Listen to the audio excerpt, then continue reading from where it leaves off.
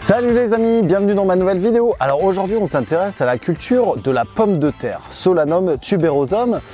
La pomme de terre, donc, ou cette fameuse plante Solanum qui fait partie d'ailleurs de la famille des Solanacées, comme la tomate, comme l'aubergine, comme le poivron, comme voilà, tout plein d'autres plantes au final, est une culture assez facile en soi.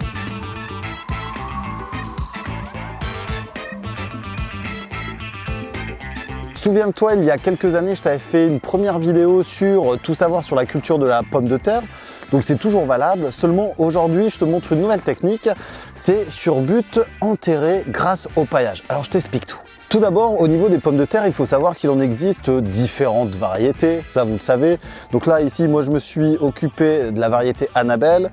Et là, une nouvelle variété que j'ai trouvée chez Graines Bokeh. D'ailleurs, tu peux retrouver le lien dans la description de ma vidéo. Et donc là, c'est la variété Pompadour.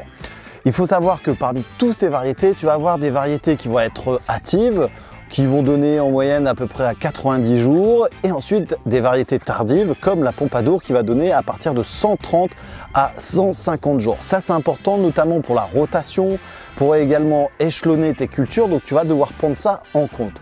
Donc là ici, j'ai mis ces deux variétés pour faire des phases de test, sachant que par la suite, je vais faire mes rotations de culture avec, que je dise pas de bêtises, donc la roquette, la salade, également des pois tardifs et quelques fèves qui arriveront en fin de saison. Alors maintenant, on va parler un petit peu de la technique. Donc je t'ai dit tout à l'heure qu'on va parler de butte qui va être semi-enterré ou enterré totalement à l'aide du broyat. Donc on va quand même avoir la butte qui est quand même la partie la plus technique et la plus difficile au niveau de la réalisation. Ça va permettre à la fois de travailler ton sol, ça va permettre également de supprimer toutes les plantes adventices au fur et à mesure de la saison, mais aussi d'avoir un bon résultat.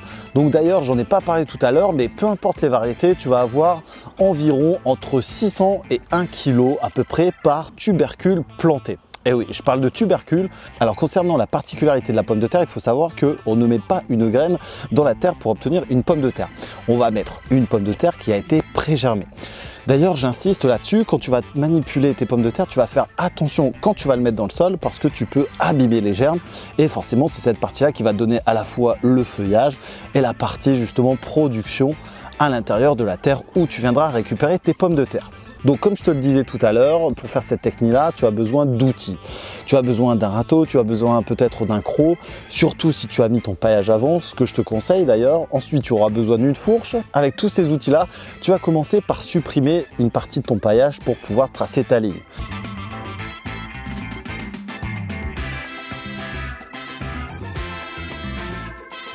Une fois que tu as fait ça, tu vas commencer à décaisser et à commencer à monter tes buts. Un coup à droite, un coup à gauche, un coup à droite, un coup à gauche, qui te permettra justement d'avoir cette fameuse pyramide.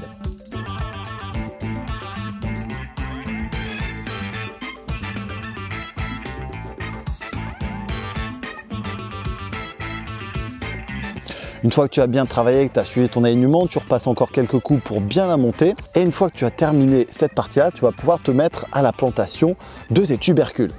Concernant la plantation, je te conseille de faire interrang pour cette méthode-là, 60 cm à 70 cm interrang. Donc tu fais ta première ligne, 70 cm plus loin ta deuxième ligne. Et ensuite, concernant la plantation des pommes de terre, tu vas pouvoir mettre un plant tous les 30 à 35 cm. C'est largement suffisant pour ensuite procéder à ta plantation.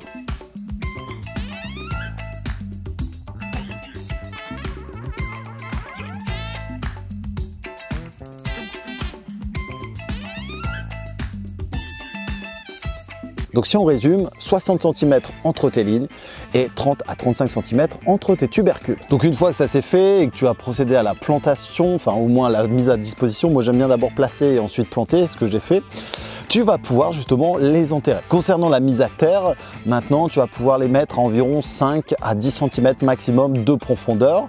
Et en fonction justement de la zone où tu vas te trouver, je te conseille d'ailleurs de commencer à partir de la semaine du 15 mars jusqu'au 25 mars si tu es au nord de Loire et un peu plus tôt si tu es au sud de Loire pour commencer ta plantation et ta transplantation. Une fois que tu as fait ça, tu vas pouvoir recouvrir, remonter un peu tes buts si tu y as touché un petit peu trop et enfin tu vas pouvoir redisposer le paillage.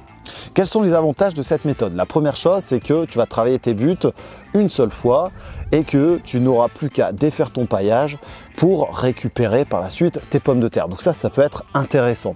Ensuite, tu n'auras pas de désherbage à effectuer parce que le paillage va s'en charger et ensuite avec la croissance et le feuillage de la pomme de terre, tu n'auras rien à faire. Un autre point méga important pour cette méthode, c'est que au niveau irrigation, tu n'auras rien à apporter.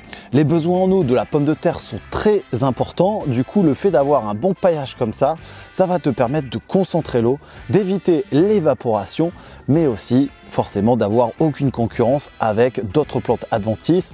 On aura uniquement la pomme de terre. Un seul inconvénient pour cette méthode, c'est qu'elle est assez chronophage. Elle demande beaucoup de temps quand même pour la réalisation, enfin compter quasiment un bon quart d'heure par ligne ici, donc c'est des lignes d'environ 7 mètres. Donc ma foi, vu le résultat, ça peut être intéressant. Et enfin, second inconvénient, c'est que ça demande quand même un petit effort physique pour réaliser ça. Cependant, les résultats, encore une fois, sont présents. Et ensuite, au niveau entretien à long terme, c'est quasiment inexistant. Donc les avantages sont bien plus nombreux que les inconvénients sur cette méthode. Enfin, je t'explique pourquoi j'ai pas paillé sur la partie nord, parce que on va garder justement l'humidité pendant la transplantation, donc la chose que je viens de faire là actuellement, qui permettra en fait de faire starter, comme on dit, de faire démarrer le plant pour pouvoir justement assurer une humidité moyenne à l'intérieur de ma terre. Ensuite, ça viendra être paillé, notamment en période estivale, pour éviter justement les arrosages inutiles, pour éviter la prolifération des adventices, pour garder en place mes buts. Et ensuite, la prochaine étape, ce sera la récolte. Je te conseille d'essayer cette méthode. N'hésite pas à partager la vidéo, n'hésite pas à faire un petit pouce bleu. Tu peux retrouver toutes mes cultures, toute la mise en place sur Instagram, Facebook, TikTok.